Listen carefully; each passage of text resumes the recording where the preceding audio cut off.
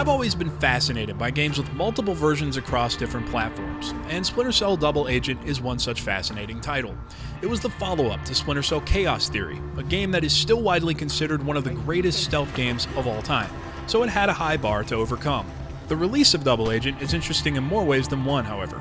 In addition to being the follow-up to the most successful entry in the series at that time, it was also the series' first outing on an entirely new generation of consoles. The original games were primarily developed around the Xbox, the most powerful console of the previous generation.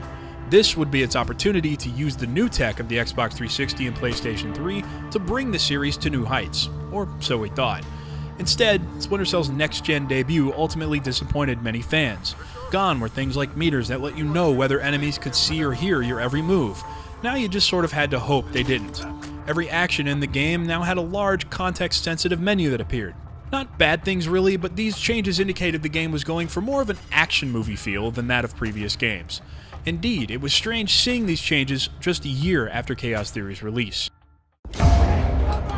In the years since, the franchise has taken an even more action-oriented turn. Splinter Cell Conviction was basically a Jason Bourne simulator, and that particular game left fans clamoring for the series to return to its stealthier roots.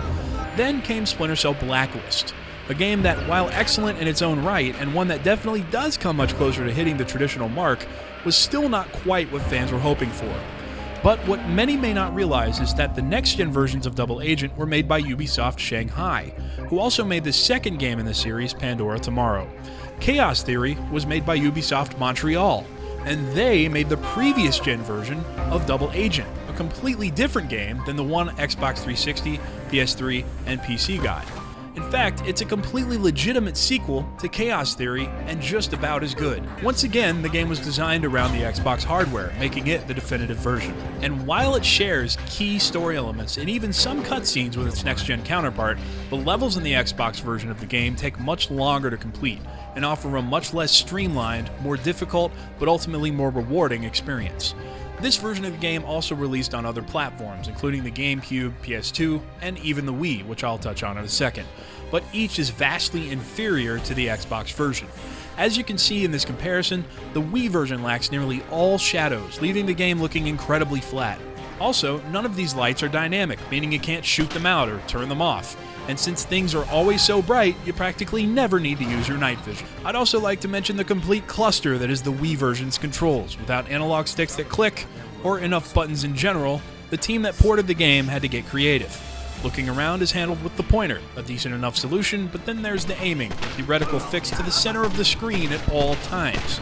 Need to hug a wall? Well, normally you just click the left analog stick, but since you can't do that here, how about you twist the nunchuck instead? Seems like a natural solution. It's still hilarious to see the lengths some publishers went to when trying to cash in on the early success of the Wii, but that's a subject for a different video entirely.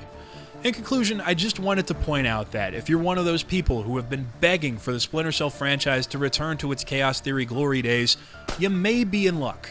The version of Double Agent that got the most publicity because it was something new and shiny may have caused you to overlook one of the finest entries in the series. Double Agent for the original Xbox is a fine follow-up, made by a team at the peak of its game, and nothing Ubisoft has released in the years since has really scratched that stealthy itch in the same way. If you have the hardware, I urge you to seek this one out. It's cheap and definitely worth your time. Thanks for watching. If you liked this video, please hit like and subscribe because there will be many more like it to come in the near future. Till next time.